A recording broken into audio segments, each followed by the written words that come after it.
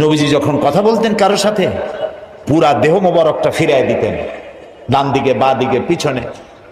আমরা যেভাবে এরকম কাটপিট করে শুনি এরকম করতেন না, যাতে যার সঙ্গে কথা বলছেন তিনি যেন একথা বুঝতে পারেন যে রাসূল পুরা মনোযোগী শুনছেন, আমাকে ইগনোর করছেন না। প্রিয় ভাই সব, এক মহাসমুদ্র। রাসূলুল্লাহ নামাজ পড়তেছিলেন, হযরত ওমর রাদিয়াল্লাহু তাআলা আনহু তখনও কাফির, চাইছিলেন রাসূলকে শায়েস্তা করবেন, মারবেন, লাঞ্ছিত করবেন। নামাজরত অবস্থায় দেখে তিনি চিন্তা করলেন, যাক নামাজ পড়তেছে, এখন কিছু করব না, নামাজটা শেষ হোক, তারপরে আচ্ছা করে। হযরত ওমর বলেন, আমি নবীজের পিছনে দাঁড়িয়ে অপেক্ষা করতেছিলাম নামাজ কখন শেষ হবে, আর তিনি নামাজের ভিতরে তেলাওয়াত করতেছিলেন। তেলাওয়াত যখন শুনলাম, আমার কাছে মনে হলো এই কথাগুলি মানুষের বানানো নয়, নিশ্চয়ই কোন জিন রাসূলুল্লাহকে শিখায়া দেয়। আমি যখন এই চিন্তা করেছি, এত সুন্দর মিলায়া কি করে পড়েন, জেনে শিখায় দিয়েছে, এই চিন্তা যখন আমি করেছি, নবীজি তখন আমার এই কথার জবাব যেন তিনি দিলেন। তিনি পড়লেন, ইন্নাহু লাকাউলু রাসূলিন কারীম। না, এটা কোনো জিন বা অন্য কারো কথা নয়, এটি হচ্ছে মহান বার্তাবাহকের বর্ণনা। হযরত ওমর বলছেন, জিনের কথা না হলে কবির কথা তো বটেই। এত সুন্দর মিলানো দেখছেন না কোরআন শরীফে, কি মিল লক্ষ্য করছেন? করেন নেই বোধ হয়, করার জন্য অনুরোধ করি। কোরআন তাড়াতাড়ি পড়বেন, মনে হবে আপনি প্রবন্ধ পড়ছেন। থেমে থেমে পড়বেন, মনে হবে যেন কবিতা পড়তেছে। প্রত্যেক আয়াতে আয়াতে মিল, সুবহানাল্লাহ। হযরত ওমর বলছেন, ভাবলাম মুহাম্মদ সাল্লাল্লাহু আলাইহি ওয়াসাল্লাম কবি হয়ে গেছে। হযরত ওমর বলেন, যেই না চিন্তা করলাম মনে মনে মুহাম্মদ সাল্লাল্লাহু আলাইহি ওয়াসাল্লাম কবি হয়ে গেছেন, অমনি তিনি আমার এই কথার জবাব যেন তিনি দিলেন। তিনি পড়লেন, ওয়ামা হুয়া বিকাউলি শাইরিন কালিলাম মা তুমিনুন। না না, এটা কোনো কবির কথা নয়। হযরত ওমর বলে, সর্বনাশ, তাহলে তো শুধু কবি না, গণকও। আমার মনের কথা বুঝলো কেমনে? তো জাদুকর হয়ে গেছে, গণক হয়ে গেছে। হযরত ওমর বলেন, যখন আমি মনে মনে চিন্তা করলাম গণক হয়ে গেছেন, অমনি নবীজি আমার সে কথারও জবাব দিয়ে দিলেন। তিনি পড়লেন, ওয়ালা বিকাউলি কাহিনিন কালিলাম মা তাযাক্কারুন। না না, এটা কোনো গণকের কথা নয়, তোমরা খুব কমই উপদেশ গ্রহণ করে থাকো। হযরত ওমর বলেন, আমার মনে হচ্ছিল আমার পায়ের তলা থেকে মাটি সরে যাচ্ছে। কি আশ্চর্য কথা! যা বলি মনে মনে তারই জবাব আসে। নামাজের মধ্যে কি করে বোঝেন তিনি? হযরত ওমর বলেন, প্রত্যেকটি কথার জবাব, মনের প্রশ্নের জবাবগুলি যখন আসতেছিল, তখন আমার চোখের সামনে বিরাট একটা জিজ্ঞাসাবোধক চিহ্ন ঘুরতেছিল। এটা জেনের কথা নয়, কবির কথা নয়, গণকের কথা নয়, তবে এটা কি? যেই না চিন্তা করেছি তবে এটা কি, অমনি নবীজি তেলাওয়াত করলেন, তানজিলুম মির রাব্বিল আলামিন। আল্লাহ রাব্বুল আলামিনের নাযিলকৃত কিতাব। হযরত ওমর বলছেন, আমার মনে হচ্ছিল ঈমান ইসলাম তার শিকড় শুদ্ধ আমার কলিজার মধ্যে ঘেরে বসতেছে। কিন্তু তখনও সময় আসে নাই হযরত ওমরের ঈমান কবুল করার। প্রিয় ভাই সব, রাসূলকে আল্লাহ রাব্বুল আলামিন পৃথিবীতে পাঠালেন এজন্য নয়, তিনি আমাদেরকে মেসাক করা শুধু শিখাবেন, তিনি আমাদেরকে শুধু দাড়ি আর টুপির কথা বলবেন। একটি সমাজ বিপ্লব, একটি রাষ্ট্র বিপ্লব করার জন্য পাঠিয়েছেন। চুরি, ডাকাতি, জেনা, ব্যভিচার, হত্যা, ধর্ষণে ভরপুর সমাজ, এখানে এসেছেন তিনি। এই জাতির উপায়, এ মানুষ বাঁচবে কি করে, এর লক্ষ্য কি, উদ্দেশ্য কি, যাবে কই? আহারে, গরিবদের বাঁচার কোনো অধিকার নাই। গরিবরা শোষিত, নির্যাতিত, নিপীড়িত, নিগৃহীত। বড় লোকদের সব জোর জার, মুলুকতা। আর নারীর জীবনের তো কোনো দামই নাই। নারী হয়ে জন্মগ্রহণ করাই আজন্ম পাপ। মেয়ে হয়ে জন্মগ্রহণ করেছে, আষাঢ় মেরে মেরে ফেলতেছে। রাসূল এই জিনিসগুলি দেখলেন, নিজের চোখে অবলোকন করলেন। একটা ব্যতিক্রমী স্বভাব দিয়ে তিনি তৈরি হচ্ছেন। লোকেরা লক্ষ্য করলো, এক পর্যায়ে মক্কার লোকেরা রাসূলের নাম ভুলে গেল। নাম ছিল কি? নাম কি? মুহাম্মদ। বলেন নাম কি? সবাই বলেন সাল্লাল্লাহু আলাইহি ওয়াসাল্লাম। মনে থাকে যেন রাসূলের নাম যখন শুনবেন, যখন পড়বেন, কি বলবেন? ভুলে যাবেন না। লোকেরা নাম ভুলে যেতে বসলো কেন? তিনি পরিচিত হলেন আল আমিন বলে। লোকেরা বলা শুরু করলো, এই ঘটনার জন্য যাও আল আমিনকে বলো, চলো আল আমিনের কাছে যাই। ওই যে আল আমিন আসতেছে। বিশ্বাসী হিসাবে পরিগণিত হলেন সকলের কাছে, বিশ্বাসী। এবং নাম আরো হলো সাদেক, সত্যবাদী। নবীজি যখন মক্কা থেকে হিজরত করে মদিনায় যান, যাওয়ার সময় হযরত আলীকে বলেছিলেন, আলী, আল্লাহ তাআলা অর্ডার করেছেন আমাকে মদিনায় যাওয়ার জন্য হিজরত করে, তুমি আমার বিছানায় শুয়ে থাকো আর একটা কাগজ কলম নাও, একটা লিস্ট তৈরি করো। হযরত আলী বলেন, আমি লিস্ট দিলাম আমানতে। সেই আমানত যারা রাখছে অধিকাংশ কাফেরের আমানত রাখছে। কার কাছে? মুহাম্মদ সাল্লাল্লাহু আলাইহি ওয়াসাল্লামের কাছে আমানত রেখেছে। কেন?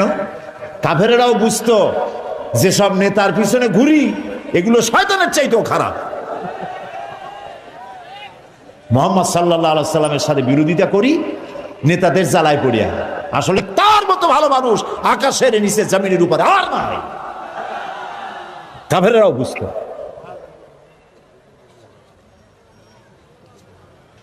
এখনো আমাদের দেশে যত নেতা আছে, অনুসারীরা বোঝে খাঁটি শয়তান। নামাজ নাই না, দেখেন না, নামাজ নাই, রোজা নাই, আল্লাহ পরকালের চিন্তা নাই, মিথ্যা কথা বলে অনবরত। মানুষে যেমন বমি করে হড় হড় করিয়া মুখ দিয়া মিথ্যাগুলি বমির মতো বাইর হইতে থাকে। একটা ভালো কথা বলতে জানে না, শুধু অসত্য আর মিথ্যা বলতেই থাকে, আমানতের খেয়ানত করে। তবে এইসব নেতাদের পিছনে ঘুরে কেন? এই চিন্তায় যে এরা যদি এমপি মন্ত্রী হইতে পারে, তা একটা চাকরি পাবো, লাইসেন্স পাবো, টিয়ার কাবি খা খাইতে পারবো। জি, নাম রাখছে কাবি খা, তার মানে হলো খাবি খা।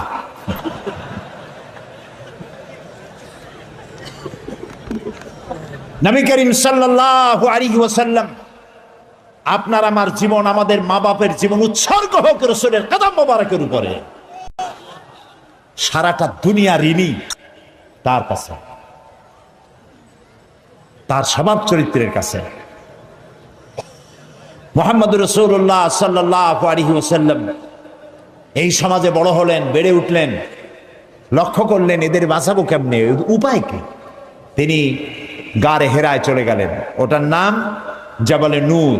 আমরা গারে হেরা বলি, কিন্তু মক্কা শরীফে যে গারে হেরা কইলি কেউ চিনবে না, চিনবে না। জাবালে নূর, ওই জাবালে নূরে উঠলেন, অনেক উঁচা। আল্লাহ দয়া করে আমাকে একবার ওঠার তৌফিক দিয়েছিলেন, একবার উঠছি। তাতেই তখন তো আমার শরীর টরীর অনেক ভালো ছিল, ভালো মানে মোটা ছিলাম বেশি। উঠতে গিয়ে 3 বোতল পেপসি খাওয়া লাগছে,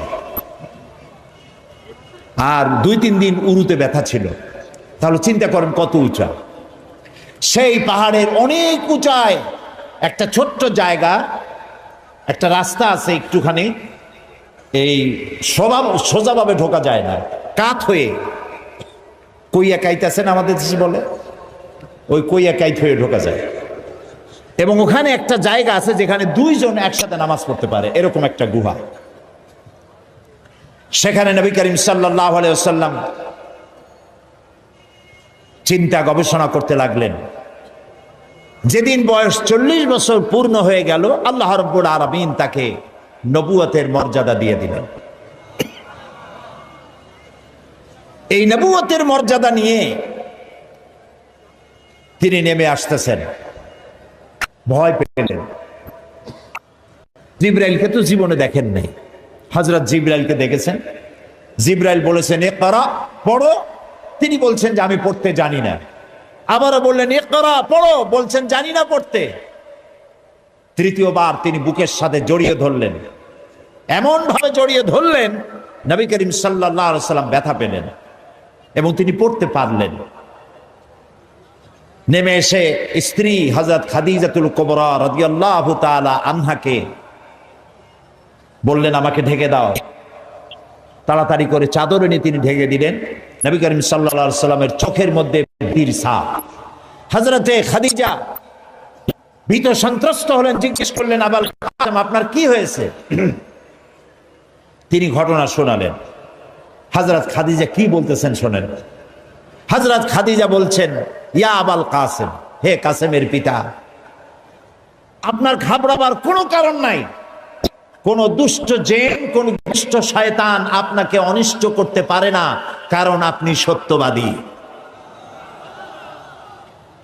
আপনাকে কোন দুষ্ট জিন, কোন শয়তান আপনাকে অনিষ্ট করতে পারে না, কারণ আপনি আত্মীয়তার হক আদায় করেন। আপনি এতিমকে, মিসকিনকে খেতে দেন, আপনি বিধবাকে আশ্রয় দেন, আপনার ক্ষতি কেউ করতে পারে না। হযরত খাদিজা দৌড় মারলেন এবং নিজের চাচাতো ভাই হযরত ওয়ারাকা বিন নওফল, তিনি ছিলেন তাওরাতের জবরদস্ত আলেম, নবীজির মুখে খবর শুনলেন। সবটা শুনে নবীজির মস্তক মোবারকের উপরে চুমো খেয়ে বললেন কুদ্দুসুন কুদ্দুসুন, অতি পবিত্র, মহাপবিত্র ইয়া মুহাম্মদ সাল্লাল্লাহু আলাইহি ওয়াসাল্লাম। আপনার কাছে যিনি এসেছিলেন তিনি কোন জিন নয়, তিনি মহাপবিত্র আত্মা, তিনি ফেরেশতা। যে ফেরেশতা এসেছেন ইব্রাহিম, মূসা, ঈসা, ইয়াকুব, আইয়ুব, সমস্ত নবীদের কাছে যে ফেরেশতা এসে, সেই জিবরাইল এসেছিলেন আপনার কাছে। তাওরাতে আমি যা পড়েছি তার সাথে মিল হয়ে যাচ্ছে। আপনি আখিরি জামানার পয়গম্বর। তবে আমার জন্য আফসোস, আমি বৃদ্ধ। এই জাতি আপনাকে খুব কষ্ট দেবে, নির্যাতন করবে। সেদিন পর্যন্ত যদি আল্লাহ আমারে বাঁচায় রাখেন, আমি আপনাকে সাহায্য করব, আপনার সাথে থাকব। প্রিয় ভাই সব, একটা নারী, একজন স্ত্রী পুরুষের জন্য, স্বামীর জন্য সব থেকে উত্তম সাক্ষী দিতে পারে। এর থেকে ভালো সাক্ষী আর কেউ দিতে পারে না।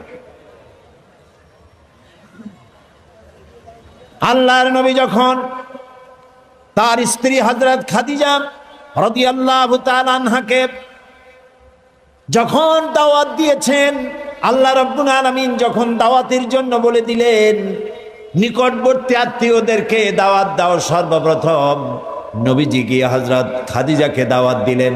বললেন আল্লাহ ছাড়া কোনো ইলাহ নাই, মাবুদ নাই, তার উপর ঈমান আনো।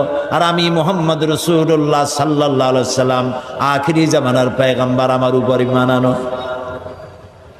স্ত্রীর জন্য স্বাভাবিক ছিল। স্ত্রী তো কমসে কম স্বামীরে চেনে। কি বলেন আপনারা? চেনে না? সব মানুষকে আপনি ধোঁকা দিতে পারবেন, সব মানুষকে আপনি চোখে ধুলা দিতে পারবেন, কিন্তু স্ত্রীকে ভাঙিয়ে দিতে পারবেন না। ঠিক কিনা বলবেন? স্ত্রী আপনার জন্য ভালোবাসা দিতে পারে, জীবন দিতে পারে, সব দিতে পারে, কিন্তু ঈমান আনা অত্যন্ত কঠিন। নবীজি যখন হযরত খাদিজাকে ঈমানের দাওয়াত দিলেন, হযরতে খাদিজা রাদিয়াল্লাহু তাআলা আনহা এক মুহূর্ত দেরি করেন নাই, সঙ্গে সঙ্গে পড়েছেন লা ইলাহা ইল্লাল্লাহু মুহাম্মাদুর রাসূলুল্লাহ। জোরে পড়েন লা ইলাহা ইল্লাল্লাহ, লা ইলাহা ইল্লাল্লাহ, লা ইলাহা ইল্লাল্লাহু মুহাম্মাদুর রাসূলুল্লাহ। হযরত খাদিজা বলছেন, ইয়া আবুল কাসেম, আপনি অবশ্যই আল্লাহর নবী। আমার কোনো বিন্দু মাত্র সন্দেহ নাই, কারণ বিগত 15 বছর আপনার সাথে ঘর সংসার করে আপনাকে যেভাবে দেখেছি, কোন সাধারণ মানুষের আচরণ এরকম হতে পারে না। আপনি অবশ্যই আল্লাহর নবী। নবী করিম সাল্লাল্লাহু আলাইহি ওয়াসাল্লাম এই দাওয়াত নিয়ে ছড়িয়ে পড়লেন ময়দানে। তিনি বলেছেন লা ইলাহা ইল্লাল্লাহ। এই কালেমার দাওয়াত কি শুধু মুহাম্মদ সাল্লাল্লাহু আলাইহি ওয়াসাল্লামের ছিল না, সব নবীদের ছিল। দুনিয়ার সব নবীদের একটাই স্লোগান ছিল, কারো মধ্যে কোনো মতপার্থক্য, মতদ্বৈততা হয় নাই, সকলের স্লোগান একটা, লা ইলাহা ইল্লাল্লাহ। এই কালেমার বিপ্লবী দাওয়াত পেশ করেছেন সমস্ত নবীরা। আমরা এই কালেমাটা বুঝি না, না বোঝার কারণেই দুরবস্থা হয়েছে। আমরা শুধু এটারে জিকিরের বুলি বানাইছি। দেখছেন কি কায়দায় জিকির করে, লা ইলাহা ইল্লাল্লাহ ইল্লাল্লাহ, এমন জোরে ইল্লাল্লাহ বলে তাতে কলব থাকলেও পারে, গেলেও পারে। কি বুঝে ইল্লাল্লাহ বলতেছেন? আবার লা ইলাহা ছেড়ে দিয়া খালি ইল্লাল্লাহ করে, এরকমও শুনেছি। শুনছেন আপনারা? লা ইলাহা বাদ দিয়া কতক্ষণ ইল্লাল্লাহ ইল্লাল্লাহ ইল্লাল্লাহ। আশ্চর্য কথা, এটা কি কি বলতেছেন আপনি? ইল্লাল্লাহ মানে তো আল্লাহ ছাড়া। আল্লাহ ছাড়া কি? লা ইলাহা ইল্লাল্লাহ, এই কালেমার দাওয়াত যখন নবীরা দিয়েছেন, হযরত মূসা আলাইহিস সালাম যখন বলেছেন লা ইলাহা ইল্লাল্লাহ, এ আঘাত লেগে ফেরাউন দরিয়ায় নীলের মধ্যে ডুবে শেষ হয়ে গিয়েছে। হযরত ইব্রাহিম আলাইহিস সালাম যখন বলেছেন লা ইলাহা ইল্লাল্লাহ, নমরুদের গোষ্ঠী সাফ হয়েছে, জুতা পিটা খাইয়া দুনিয়া থেকে বিদায় হয়ে গেছে। ঠিক না ভাই? মুহাম্মদ সাল্লাল্লাহু আলাইহি সাল্লাম যখন বলেছেন লা ইলাহা ইল্লাল্লাহ, তখন আবু জাহাল, আবু লাহাব, উতবা, শাইবা, মুগীরা এ সবগুলির গায়ে আগুন জ্বলে গেছে। কেন আগুন জ্বললো? তারা বুঝছে লা ইলাহা ইল্লাল্লাহর অর্থ কি। তারা বুঝেছে লা ইলাহা ইল্লাল্লাহ মানেই হচ্ছে কোনো ইলাহ নাই, আইনদাতা নাই, বিধানদাতা নাই, শাসনকর্তা নাই, কাউকে মানি না। কে ছাড়া? আল্লাহ ছাড়া। ফেরাউনও বুঝেছে। ফেরাউন বোঝেন? ফেরাউনকে মুসা আলাইহিস সালাম যখন বলেছেন বলো লা ইলাহা ইল্লাল্লাহ, ফেরাউন বলেছে মা আলিমতু লাকুম মিন ইলাহিন গায়রি, আমি তো জানি না যে আমি ছাড়া আরো কোন ইলাহ আছে, আমি তো ইলাহ।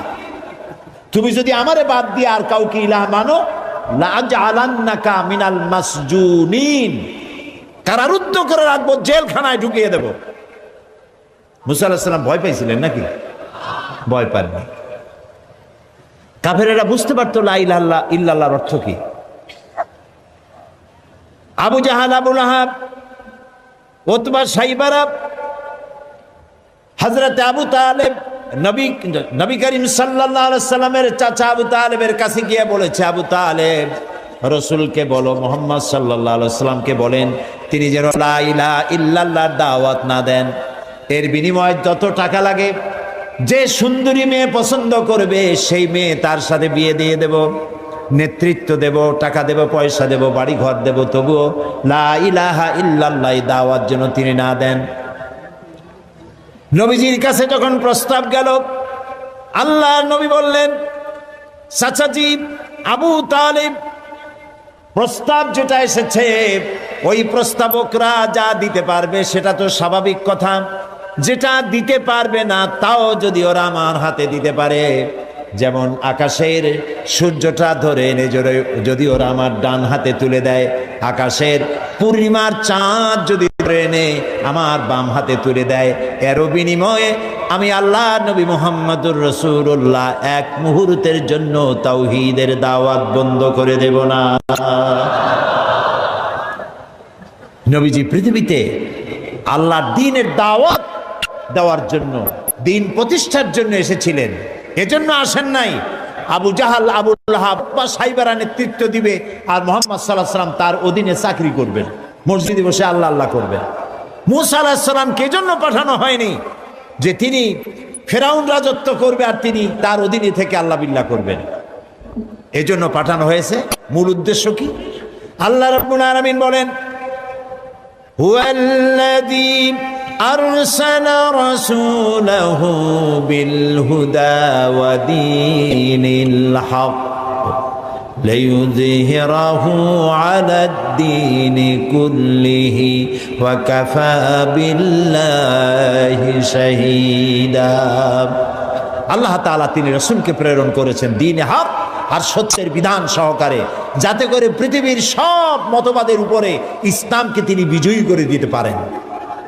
নবী করিম সাল্লাল্লাহু আলাইহি সাল্লাম মক্কি জীবনে এই কাজটি তিনি চালু করলেন। নবী করিম সাল্লাল্লাহু আলাইহি সাল্লামকে আল্লাহ রাব্বুল আলামিন সব রকমের সম্মান এবং মর্যাদা দিয়ে পৃথিবীতে পাঠালেন দ্বীনকে প্রতিষ্ঠা করার জন্য। 13 বছর সময় লাগলো মক্কায়। কয় বছর লাগলো? 13 বছর। এই 13 বছর দ্বীনের দাওয়াত দিতে থাকলেন মানুষের দুয়ারে দুয়ারে গিয়ে, গোপনে, রাত্রে, দিনে। আল্লাহর মেহেরবানি লোক তৈরি হয়ে গেল। আবু বকর, ওমর, ওসমান, আলী, খাব্বাব, খুবাইব রিদওয়ানুল্লাহ তাআলা আলাইহিম আজমাইন, এই সব লোক তৈরি হয়ে গেল। কেমন লোক তৈরি হলো? যে হযরত ওমর রাসূলকে হত্যা করতে আসছিলেন, সেই ওমরকে আল্লাহ এমন দরজায় পৌঁছায় দিলেন, রাসূল বললেন, লা নাবিয়্যা বা'দি ওয়ালা রাসূলা, আমার পরে নবীও হবে না, রাসূলও হবে না, কিন্তু আমার পরে যদি কেউ নবী হতো লাকানা ওমর, ওমররে আল্লাহ নবী বানাই দিতেন। সুবহানাল্লাহ বলুন। এই সব লোক তৈরি হয়ে গেল। 13 বছর সময় লাগলো। আল্লাহ রাব্বুল আলামিন হিজরতের অর্ডার দিয়ে দিলেন। নবীজি এবার মক্কা শরীফ থেকে রওনা করেছেন। গভীর রজনীতে হযরত আবু বকরকে সঙ্গে করে নিয়ে রওনা করলেন।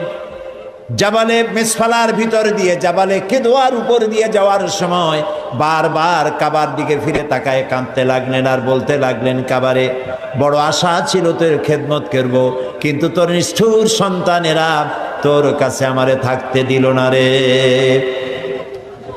নবীজি হযরত আবু বকর রাদিয়াল্লাহু তাআলা আনহুকে সঙ্গে নিয়ে জাবালে সুরে চলে গেলেন। হজরে রক্ত হয়ে গেল।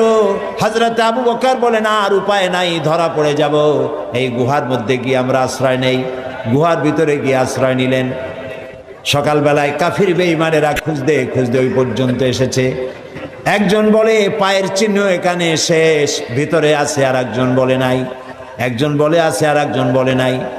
হযরত আবু বকর বলেন, ইয়া রাসূলুল্লাহ, আমরা ধরা পড়ে গেছি, আর উপায় নাই। এটা এত স্বল্প গভীর গুহা, বসতে পরে মাথা দেখা যায়, শুয়ে হাঁটু উঁচু করলে হাঁটু দেখা যায়, আর বাঁচার উপায় নাই।